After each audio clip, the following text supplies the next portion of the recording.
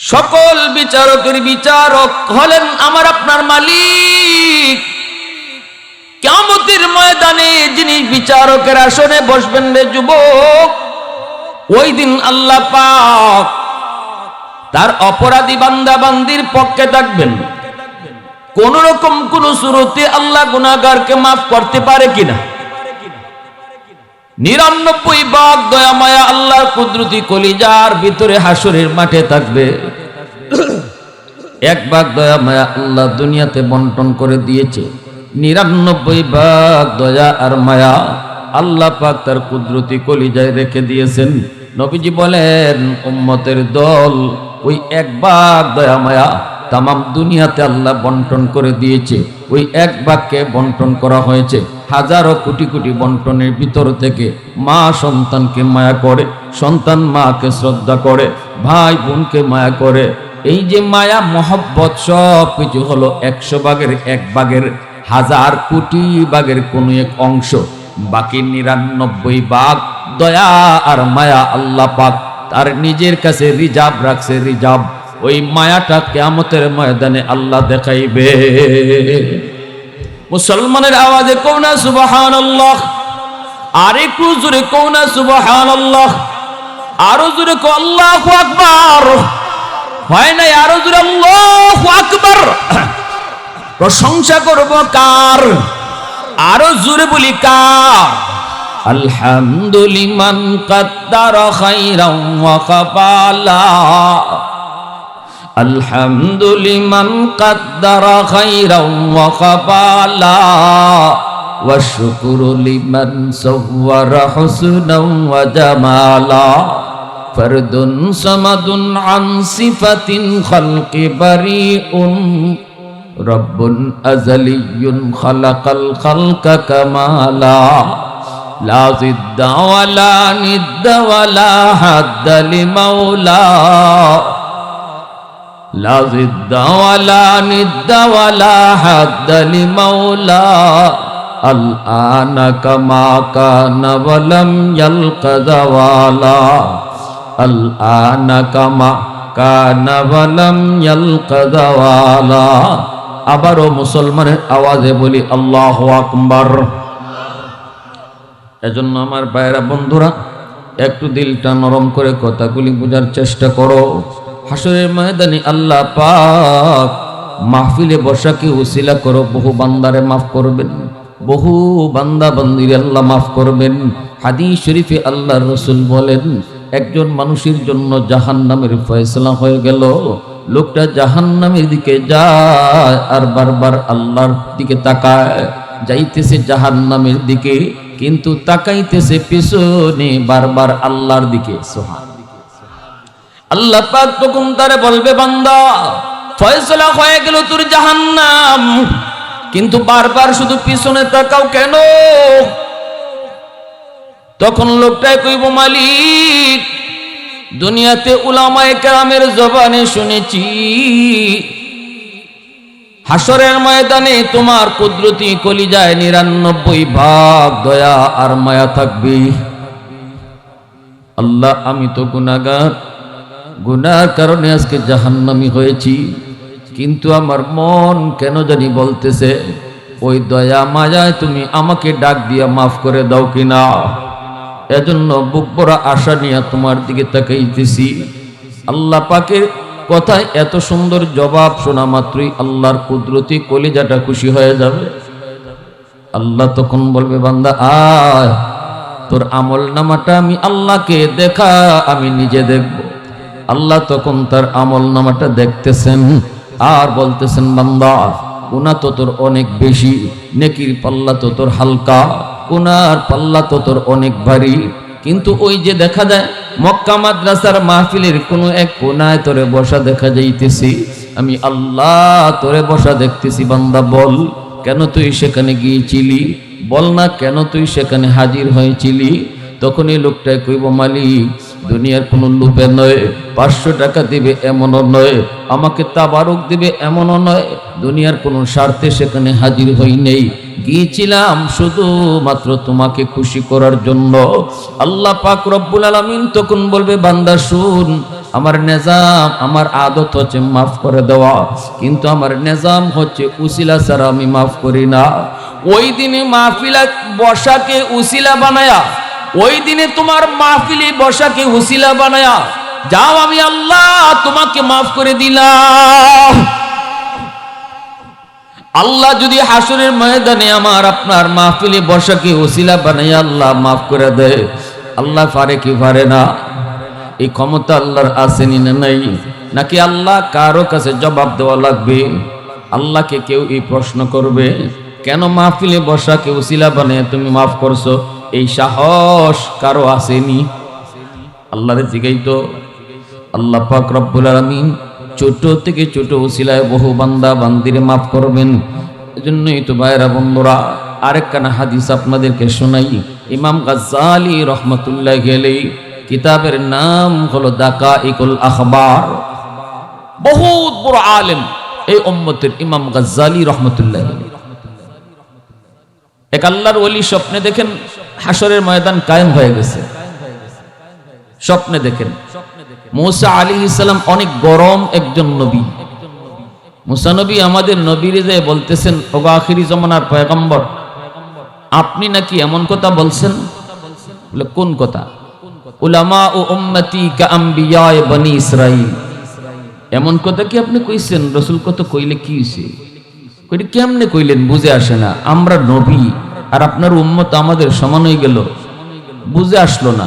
রাসূল বলেন, যদি বুঝে না আসে একটু কষ্ট হইলো, আপনি আমার উম্মতের একজন আলেম এখানে বসা আছে, তারে দুই কথা জিজ্ঞেস করেন, আপনার বুঝ হয়ে যাবে। তিনি কে? ইমাম গাজ্জালী রহমতুল্লাহি আলাইহি। তো মুসা আলাইহিস সালাম ইমাম গাজ্জালী রহমতুল্লাহি আলাইহিকে জিজ্ঞেস করতেছেন, ও মিয়া, নাম কি তোমার? ইমাম গাজ্জালী রহমতুল্লাহি আলাইহি নিজের নাম তো কইছেন, বাপের নামও কইছেন, দাদার নামও কইছেন, দাদার বাপের নামও কইছেন, তার বাপের নামও কইছেন, কইতে আদম আলাইহিস সালাম পর্যন্ত গেছেন। সুবহানাল্লাহর আওয়াজটা আসতে হইছে মনে হইতেছে। এই এলাকার বহু মানুষই মনে আদম নবী পর্যন্ত বংশ কইতে পারবেন। আচ্ছা, এখানে এমন কি কেউ আছেন যে দাদার নাম কইতে পারবেন? দাদার নাম, খালি আমি বেশি দূর গেছি না। দাদার নাম জিগাইলেও বলার মতো লোক পাওয়া যাবে না, ঠিক না? সেখানে ইমাম গাজ্জালী রহমতুল্লাহি আলাইহি দাদার নাম না, শুধু তার দাদার নাম, তার বাপের নাম কইতে একদম প্রথম মানুষ আল্লাহ আদম পয়গম্বরকে বানাইছিলেন, যে আদম থেকে দুনিয়াতে মানুষ সৃষ্টি, মানুষের জন্ম, সেই আদম পর্যন্ত চলে গেছে। আমার ভাইরা বন্ধুরা, যুবক, মুসা আলাইহিস সালাম নরম নবী না গরম নবী? কেমন গরম? খালি গরম নাকি বেশি গরম?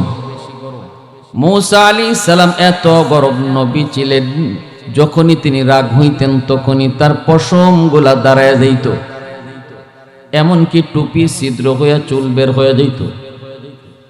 মুসা আলাইহিস সালামের শরীরে পশম গুলাকে থামায় রাখার জন্য একটা কাপড় আগে পরতেন। এই কাপড়টা শুধু পরতেন পশমকে থামায় রাখার লাগি, এরপরে উপরে আর একটা জামা পরতেন। কি ভাই, কি কথা কন না? হ্যাঁ, আমরা দুজন মানুষে মারামারি করলে আরেকজনে মাঝখানে যে থামায়, সে যায় আস্তে করে থাবা দেয়, পারে না, ঝগড়া পারে না। দুটা বাচ্চারে যে মীমাংসা করে দেয়, মাঝখানে যে মানুষটা দুটা বাচ্চারে ধরে থাপ্পড় দেয়, এই থাপ্পড় দেওয়ার অর্থ কি এর মেরে ফেলা, এর হত্যা করে ফেলা? তারপর এটা তো দেখানির লাগে শুধু দেয়। মুসা আলাইহিস সালাম এমনই দুইজন মারামারি হইতেছে, খালি কইছেন যে পারে না, এতটুকু কইছেন। যারে কইছেন পারে না, এর সাথে সাথে এই হাসি মিছি থাপ্পড়ে মরেই গেছে। কেমন হাতে জোর আল্লাহ দিছিলেন, সুবহানাল্লাহ, জোরে বলেন। উনি তো আশ্চর্য, আল্লাহ আমি তো মারবার নিয়তে তো হাত উঠাইছি না, আমি খালি কইছি যা, পারে না, হেদি শেষ। একটু গরম নবী মুসা নবী। ওই মুসা নবী মালাকুল মউত আজরাইল আলাইহিস সালাম আসছেন জান কবজের লাগি। মুসা আলাইহিস সালাম কয় কেমনে জান নিবা? আজরাইল আলাইহিস সালাম কয় আমার জেবা মন চাইবা। মুসা নবী মারছেন চোর, মালাকুল মউত আজরাইল আলাইহিস সালামকে এমন জোরে একটা থাপ্পড় দিছেন, এক থাপ্পড়ে ওনার চোখ খুললা আজরাইলের আতো আইছে, সোজা চলে গেছেন আল্লাহর কাছে। মালিক কার জান কবজ করতে পাঠাইছো? আমার জান, তার জান কবজ করবো না আমারটা হে নিব, এটাই তো বুঝলাম না। গেছি জান কবজ করতে, এই কাহিনী। আল্লাহ মুসা নবীকে জিজ্ঞেস করেন, মুসা আজরাইলের সাথে এই আচরণ কেন করছো? মুসা আলাইহিস সালামকে আল্লাহ তোমার আজরাইলকে জিগাও। আমি জিগাইছি জান কেমনে কবজ করবা, আমার হাত তো সাহায্য করবে না, এই হাত দিয়ে তো আমি আল্লাহর কাম করি, এই চোখ তো তোমাকে সাহায্য করবে না, চোখ দিয়ে তো আমি আল্লাহর কুদরত দেখি, এই জবান তো তোমাকে সাহায্য করবে না, এই জবান দিয়ে তো আমি আল্লাহর জিকির করি। সুবহানাল্লাহ, জোরে বলেন। তখন আপনার আজরাইল কি কয়? আমার যাবা ইচ্ছায়। আল্লাহ এটা কি জবাব হইল? যদি এভাবে কই তো আমার আল্লাহ যাবা ইচ্ছেন এবার, তাহলে তো আমি সোজা। আজরাইলের তো কোনো ক্ষমতা নাই জান কবজ করার। মালাকুল মউত আজরাইল আলাইহিস সালামকে আল্লাহ বলে, আজরাইল আমার মুসা তো ঠিকই কইছে, জবাবটা তো তোমার সুন্দর হইছে না। মালাকুল মউত আজরাইল আলাইহিস সালাম বলে, আল্লাহ ভুল আমারই হইছে, মান্য নিছি, তবে এই কাম আমি আর করতাম না, আমার ডিউটি বদলাই দাও। কি করো ডিউটি? আপনার আরো তো ফেরেশতারা আছে, অনেকে ডিউটি নিয়ে আসে, জান কবজের ডিউটি আমারে আর দিয়েন না, কারণ এটা বেশি সুবিধা না। আজকে আমার চোখ উঠছে, আগামীকাল কিতাব ঠিক নাই, এটা কেউ পছন্দ করে না। বাপের সামনে পুত্রী নিয়ে আসি, পুতের সামনে বাপের জান কবজ করে নিয়ে আসি, কোন ছেলে এটা সইতে পারবো আর কোন বাবা এটা সহ্য করবো যে সন্তানের জান কবজ করে নিতেছে? আমারে তো কোন দিন জানি আটকাইয়ে লাই দরজা বন্ধ করে, তাও ঠিক নাই, আবার গালি তো ফিরি, ঠিক না নি?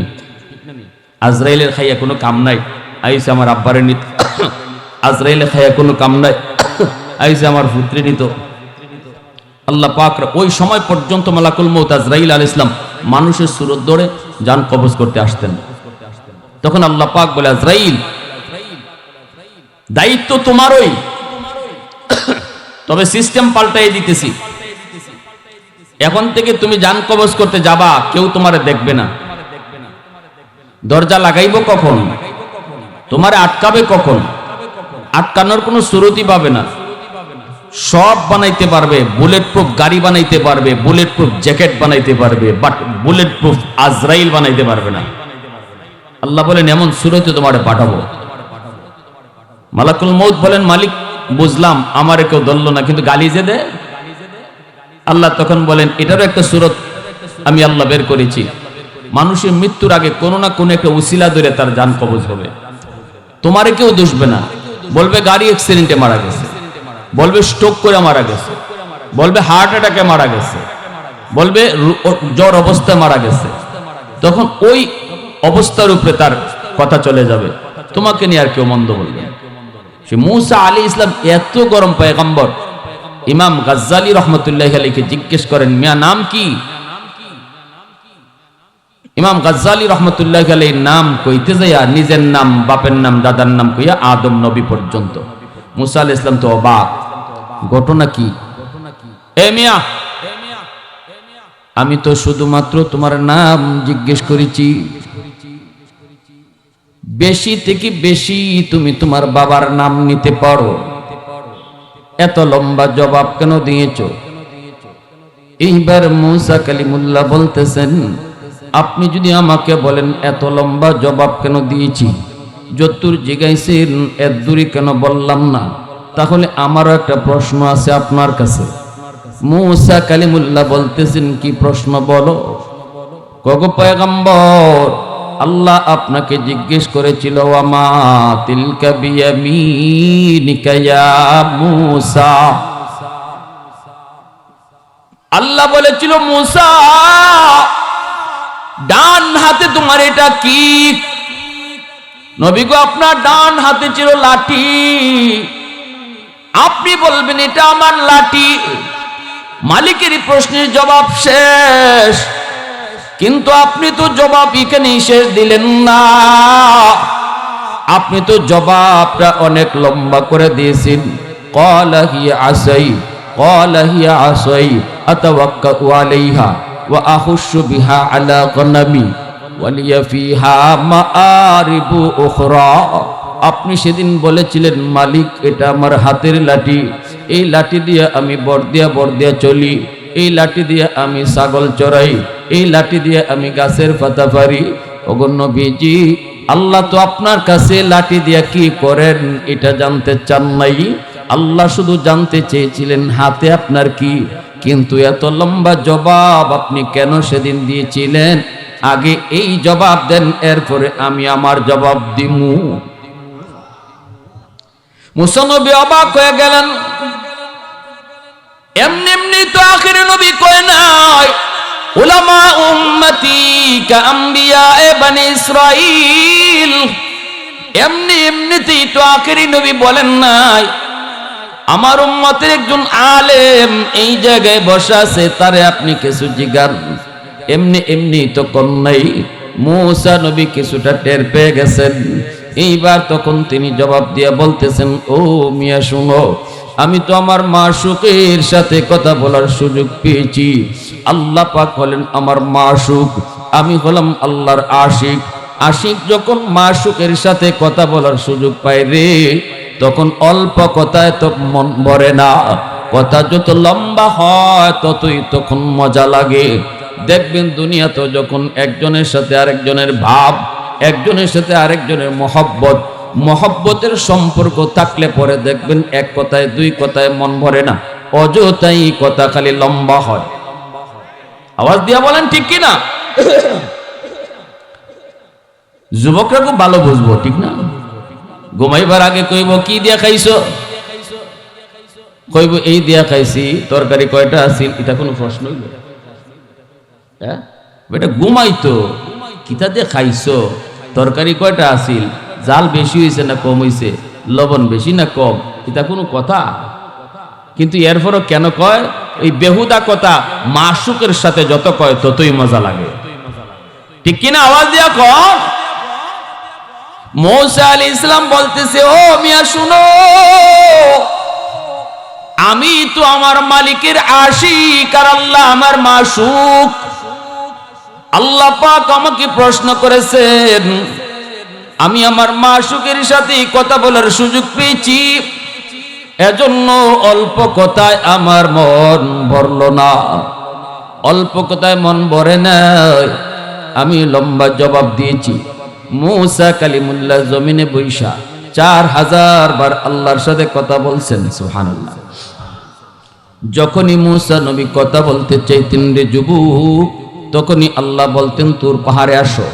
মূসা নবী তিনি তুর পাহাড়ে চলে যেতেন। তুর পাহাড়ে যাওয়া ব্যতীত আল্লাহর সাথে কথা বলতে পারতেন না।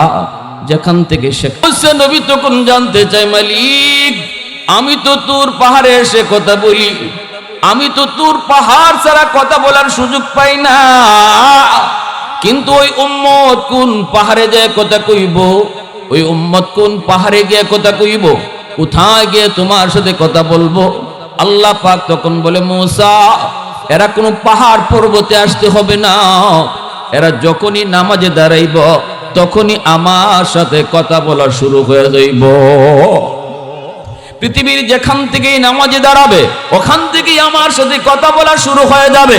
ঘরে নামাজে দাঁড়াবে, ঘর থেকে আমার সাথে কথা বলা শুরু হয়ে যাবে। দোকানে নামাজে দাঁড়াইছে, দোকান থেকে আমার সাথে তার কথা শুরু হয়ে গেছে। হাওরে নামাজে দাঁড়াইছে, হাওরেই আমার সাথে তার কথা শুরু হয়ে গেছে। গোটা দুনিয়ায় আমি আল্লাহ কথা বলার জায়গা বানায় দিছি, কিন্তু তুমি আল্লাহ রাসূল বলেন দাউহু আহসানু মিন দাউইশ শামস, ওই মুকুট আর পাগড়ির পাওয়ারটা হবে সূর্যের পাওয়ারের চেয়ে অনেক বেশি। হাসরের ময়দানে একজন আরেকজনকে বলবে, এত দামি মুকুট এই লোকটার মাথায়, লোকটা কি? এত সম্মান আল্লাহ দিলেন, কে সে, কে সে? হাসরের ময়দানে এত দামি হইল কেমনে? আরেকজনে কইব চিনো না, কারণ তার সন্তান হাফেজে কোরআন ছিল, সন্তানের খাতিরে আল্লাহ বাবারে মারে দামি বানায়া দিছে। 10টা ছেলে স্কুলের দিকে রওনা দিয়েছিল, 20টা ছেলে স্কুলের দিকে রওনা দিয়েছিল, কিন্তু ওই বাবা তার সন্তানকে নিয়ে মাদ্রাসার দিকে আইছে। সমাজের স্রোত চলতেছিল স্কুল কলেজ ভার্সিটির দিকে, কিন্তু ওই বাপ মা স্রোতের উল্টা দিকে চলছে। মানুষেরা কইছে মাদ্রাসায় পড়ায়ও না, মাদ্রাসায় পড়লে সার্টিফিকেট মিলে না, খাইতে পারবে না, চলতে পারবে না, সংসার চালাতে পারবে না। কিন্তু ওই মা ওই বাবা মানুষের কথা কানে নেই, কারণ তাদের দিলের ভিতরে ছিল রিজিকের মালিক একমাত্র, কেবলমাত্র, শুধুমাত্র কে? আল্লাহর নাম হলো রাজ্জাক। মানুষ দুনিয়াতে আসার আগে আল্লাহ রিজিক পাঠায়। এজন্যই দেখবেন সন্তান মার গর্ভ থেকে দুনিয়ায় আসার আগে কিন্তু মার বুকে আল্লাহ তার রিজিক দুধ পাঠায়। দুধ আগে আয় পরে আয় না, সন্তান পরে আয়, দুধ কিন্তু আল্লাহ আগে পাঠায়। এর দ্বারা আল্লাহ মেসেজ দিয়া দেয়, গোলাম রিজিকের জন্য আমি আল্লাহরে কখনো ভুলবি না। রিজিকের জন্য, রিজিক তালাশের জন্য কখনো নামাজ ছেড়ে দিবি না। দোকানদারি করতে যায় কখনো আযান ভুলে যাবি না। না না, ব্যবসা করতে যায় কখনো হালাল হারাম ভুলে যাবি না। মনে রাখবি তুই পরে আইছো, তোর রিজিক আগে আইছে। আরো জোরে কোন না সুবহানাল্লাহ। আল্লাহ পাক রব্বুল আলামিন ওই মা বাবাকে এত সম্মান দিবেন। দুনিয়াতে তুমি যখন স্রোতের উল্টা দিকে চলছিলা, মানুষজন তোমার কত কথা কইছে, কান্দেও নাই।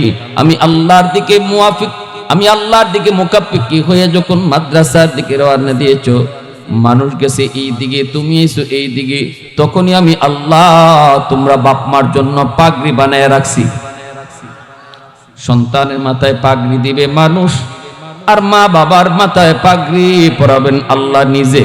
আল্লাহর হাতে পাগড়ি পরার নিয়ত কার কার আছে একটু হাত উঠে আল্লাহর দেখান তো। আল্লাহ তুমি কবুল করো, সবাই বলে না আমিন, আরো জোরে কোন আমিন। আল্লাহ, এজন্য আল্লাহ রাসূল বলছে, কুন আলিমান আও মুতাআল্লিমান আও মুহিব্বান আও মুআইনান ফালা তাকুন খামিসা।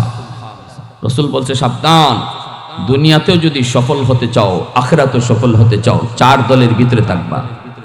কয় দল?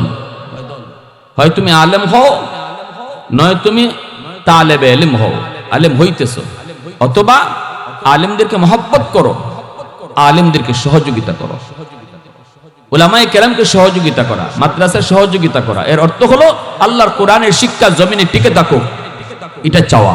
আল্লাহ বলে আমার জমিনে কোরআনের শিক্ষা থাকবে তো আমি তুমি চেয়ারম্যানকে টিকায় রাখবো, তুমি মেম্বারকে মেম্বারি করার সুযোগ দিব। জমিনে কোরআনের শিক্ষা না থাকলে কাউকে আল্লাহ জায়গায় রাখবেন না, আল্লাহ কাউকে জায়গাতে রাখবেন না। পূর্ব দিগন্তে সূর্য উঠে পশ্চিমে ডুবে, কোরআনের তালিমের উসিলায়, আল্লাহর কালামের উসিলায়, আল্লাহর কালামের শিক্ষাই যদি জমিনে না থাকে, সূর্য আর উঠবে না, সূর্য আর ডুববে না, ফসল আর হবে না, নদী থেকে আর মাছ মিলবে না, চেয়ারম্যান থাকবে কোথায়, মেম্বার থাকবে কোথায়? রাসূল বলে এটা তোমরা বুঝোই না। বুঝে আসমানের সমস্ত মাখলুক, জমিনের সমস্ত মাখলুক, গর্তের পিপিলিকা, পানির নিচের মাছ, এমনকি গাছের পাতারা পর্যন্ত কয় আল্লাহ হায়াত বাড়ায় দাও। কার? কয় হাফেজে কোরআনের হায়াত বাড়ায় দাও। কার? উলামায়ে কেরামের সংখ্যা বাড়ায় দাও। কার? কয় মাদ্রাসার। কেন? পাখি বলে আল্লাহ মাদ্রাসা থাকলে আমি পাখি টিকে থাকার সুযোগ পাই। আল্লাহ আলেমের হায়াত বাড়লে জমিনের হায়াত বেড়ে যায়, আমি মাছ টিকে থাকার সুযোগ পাই। আজ আমি যদি মনে করি আমি মাদ্রাসা টিকায় রাখছি, নো, আমার রাসূল বলে তুমি এই কথা বলো যে মাদ্রাসার উসিলায় আল্লাহ আমরা গোটা সমাজ টিকায় রাখছি। একটা ছাত্রটা খাওয়াও, এই কথা কইও না আমি ছাত্রটারে খাওয়াই। রাসূল হাদিস যদি বুঝে থাকো তাহলে বলো এই ছাত্রের উসিলায় আল্লাহ আমাদের ঘরের সবাইরে খাওয়ায়। কার উসিলায় জমিনে চলো, কার উসিলায় বাহাদুরি করো, এটা নিজেই বুঝো না। আল্লাহ বলে, আমার রাসূল বলে, শুধুমাত্র কোরআন আছে বিদায় আল্লাহ তোমারে তোমার জায়গায় ঠিক রাখছে। দোকানদার দোকানের চেয়ারে বসার সুযোগ পাও মাদ্রাসার উসিলায়, মেম্বার মেম্বারি করার সুযোগ পাও মাদ্রাসার উসিলায়, চেয়ারম্যান চেয়ারম্যানি করার সুযোগ পাও, মিনিস্টার মিনিস্টারি করার সুযোগ পাও মাদ্রাসার উসিলায়। এখন যদি কেউ কয় আমি মাদ্রাসা রাখবো না, তাহলে আল্লাহ রাসূলের হাদিসের ভাষায় সে নিজের পায়ে নিজে কুড়াল মারলো। যদি কেউ কয় মাদ্রাসা রাখবো না, আল্লাহ তখন বলবেন আমিও তোরে জায়গায় রাখবো না।